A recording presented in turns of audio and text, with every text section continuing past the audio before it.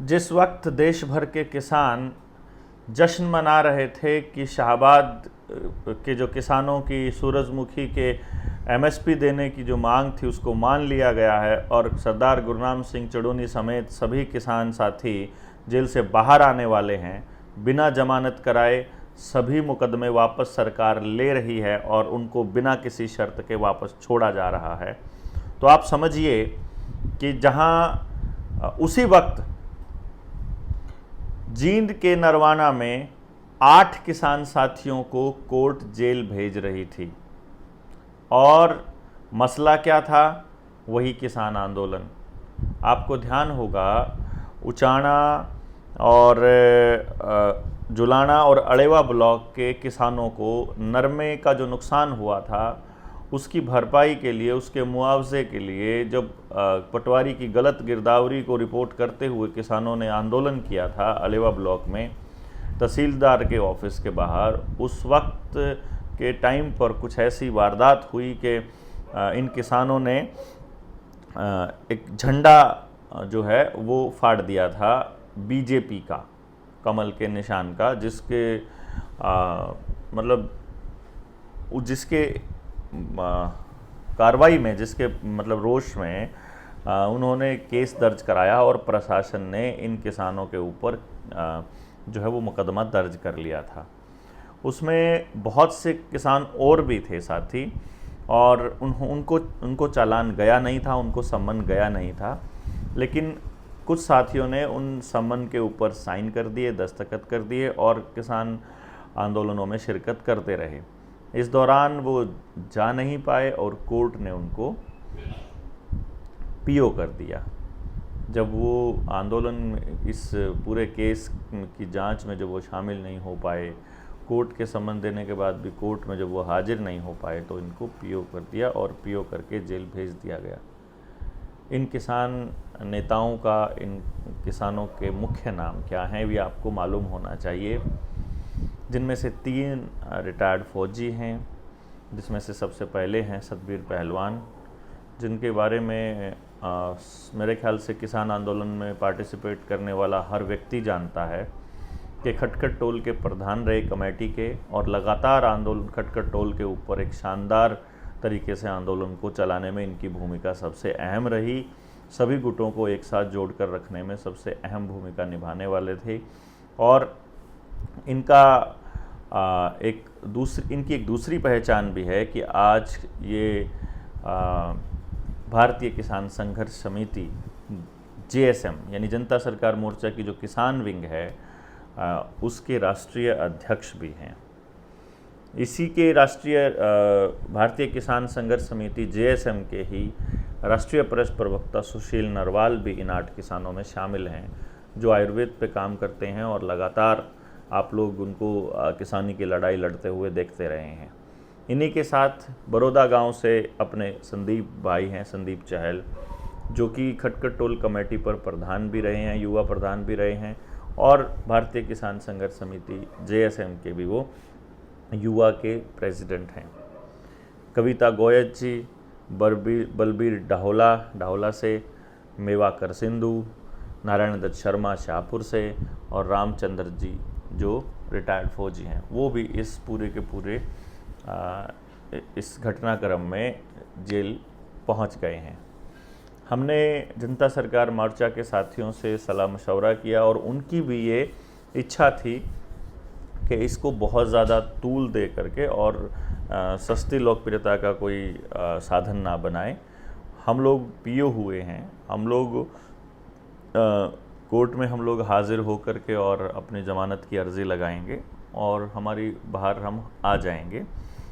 इसको लेकर के कोई ज़्यादा बयानबाजी ना की जाए और हम धरातल पर काम करने वाले लोग हैं, ये इन लोगों की का हम लोगों को कहना था। लेकिन फिर भी मैं ये समझता हूँ, ये हमारा फ़र्ज़ बनता है कि हम इन लोगों के लिए कुछ आवाज़ बुलंद करें, प्रशासन को बताएं कि आप इनको अकेला समझने की भूल ना करें। इन एक एक व्यक्ति के पीछे हज़ारों की संख्या में युवा हैं जो इनके लिए आवाज़ उठा सकते हैं। तो आपको आवाज़ उठानी चाहिए। आप फेसबुक के माध्यम से उठा सकते हैं, आप इनके लिए कुछ लिख सकते हैं। इनके लिए कुछ मैटर लिखने के लिए मैंने इस वीडियो के डिस्क्रिप्शन में भी डाल दिया है, कैप्शन में है, आप वहाँ से इनके जानकारी ले सकते हैं कौन लोग हैं। और कोई भी किसी भी तरह की अगर आपको कोई सवाल पूछना है तो आप कमेंट बॉक्स में भी लिख सकते हैं। बाकी मैं ये कहूँगा कि सरकार ये कोशिश कर रही है लगातार कि किसी तरह से इन किसानों को एक दूसरे से अलग थलग किया जाए। अभी जो पिपली में हुआ वहाँ भी सरकार ये देख रही थी कि कितने लोग ऐसे होंगे जो आएंगे, भाषण दे के चले जाएंगे, फिर आएंगे और चले जाएंगे, और शाम तक होते होते इनको जो है फिर से लाठियाँ बांध दी जाएगी जैसे पहले बांधी थी। आते वक्त जब हमने देखा तो बड़े बड़े बैरिकेड्स लगाए हुए थे। जब हम वहाँ से चले मंडी से, वहाँ देखा कोई बैरिकेड था ही नहीं। इसका मतलब ये हुआ कि प्रशासन ये सोच करके निर्णय लेता है, ये सोच करके डिसाइड करता है कि ये लोग कितने लोग हैं। अब ये बात समझ में आ गई है हम लोगों को। जब किसान आंदोलन था, सारे टोल बंद थे, किसी पुलिस वाले की हिम्मत नहीं थी किसी का चालान कर दे, कोई यहाँ मास्क के चालान नहीं थे और कोई सरकार की ज़बरदस्ती नहीं थी।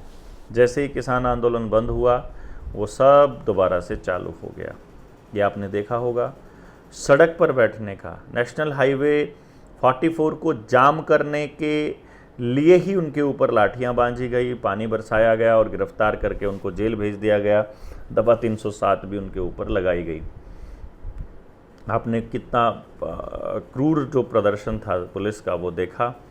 लेकिन वही कार्य करने के लिए किसानों को दोबारा जब 11 तारीख को इकट्ठे हुए, 12 तारीख को इकट्ठे हुए, तो कोई कार्रवाई नहीं थी। इसका मतलब ये हुआ, आपके संगठन में इतनी ताकत है, आपके संगठित होने से सरकारें इतनी डरती हैं कि वो आपके ऊपर मुकदमा कर भी देंगी तो भी उनको वो छोड़ना पड़ेगा।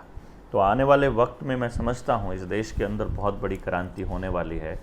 उसके लिए आप अपने आप को तैयार भी रखें, साथ के साथ आप अपने आसपास ऐसे लोगों की पहचान भी रखें जो लोग समाज में एक दूसरे को तोड़ने वाली पोस्ट डाल रहे हैं, क्योंकि अफवाहों से ही ये सरकार हम लोगों को काबू करने वाली है। भविष्य में कोई भी अफवाह फैला दी, उस अफवाह को फैलाने के एवज में हम लोगों को लाठियाँ भांज देगी, वो हमारे ऊपर कार्रवाई कर देगी, हमको जेल में डाल देगी, NSA लगा देगी, दूसरे तमाम तरह के कानून है वो लगा देगी, और ये कोशिश करेगी कि किसी भी तरह से ये लोगों को जगा ना पाएँ। झूठे आरोप भी लगा सकती है। अब तो ड्रोन भी हैं हमारी गाड़ी में, हमारे घर में, खिड़की से दाखिल होकर के किसी के भी, मतलब हमारे इन द सेंस जो भी समाज को जगा रहे हैं, कोई ड्रग्स उनके यहाँ रखवा दी, किसी हनी ट्रैप में फंसाने का काम करने की कोशिश करी, किसी वित्तीय अनियमितता में फंसाने का, तो किसी भी तरह से वो ऐसे फंसाएंगे और फिर पब्लिक के अंदर ऐसा परसेप्शन बनाया जाएगा और फिर पब्लिक कहेगी अरे ये तो अपराधी किस्म के लोग थे।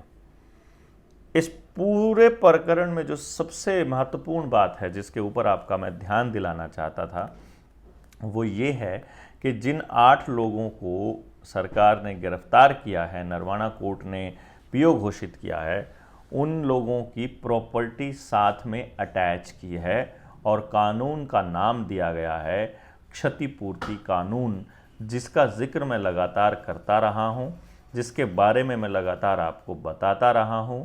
और क्षतिपूर्ति कानून का मतलब आप समझ गए होंगे कि उस कानून में जब कोई बंदा फंसता है तो पुलिस के जितने इंतज़ाम सरकार ने किए होंगे, गाड़ियों का डीजल जितना लगा होगा, उन पुलिस वालों का जो दैनिक भत्ता जितना लगा होगा, उनके खाने पे जो खर्चा हुआ होगा, अगर कोई ज़मीन खोदनी पड़ती है, इनको सड़क खोदनी पड़ती है तो उसका जो खर्चा हुआ होगा, फिर दोबारा उसको बंद करने का खर्चा है, फिर जो तारें लगाने का खर्चा है, बैरिकेड लगाने का खर्चा है, और उस पुलिस फोर्स को लाने का और तमाम तरह के खर्चे हैं, और वहाँ अगर कोई टूट फोड़ हो जाती है तो उस सारे खर्चे इन आंदोलनकारियों पर डाले जाएंगे।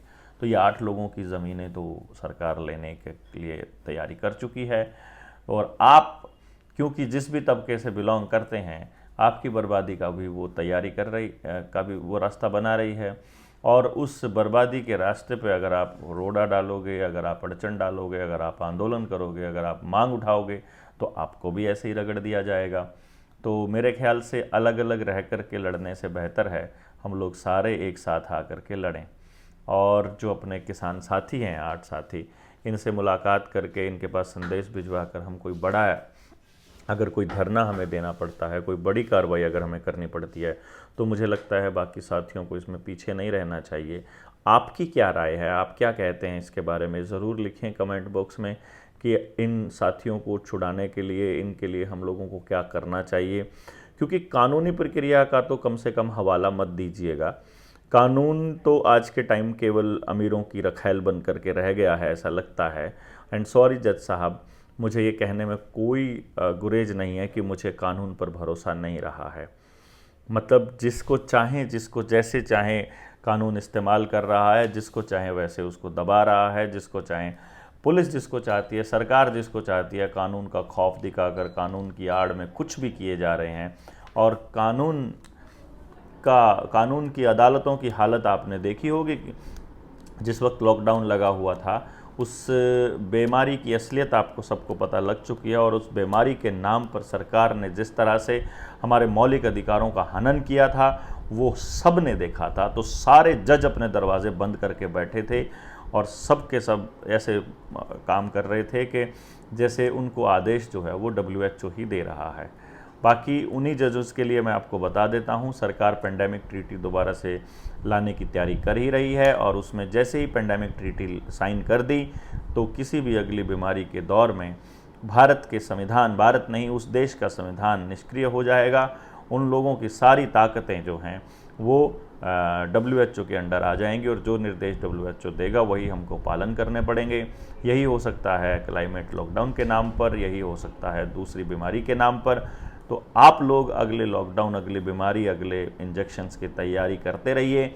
हम लोग अगली क्रांति की तैयारी लगातार करते आ ही रहे हैं। देश के लोगों को लगातार जगाने के लिए हम लोग निकले हुए हैं। आप लोग अपनी भूमिका कब शुरू करेंगे ये आपको देखना होगा। लेकिन एक बात हम तय है कि आपके बोले बिना आपके बच्चे बचने वाले नहीं हैं। या तो वो गुलाम होने वाले हैं या वो उसको अपना पेटेंट बनाने वाले हैं। निर्णय अब आपके हाथ में है।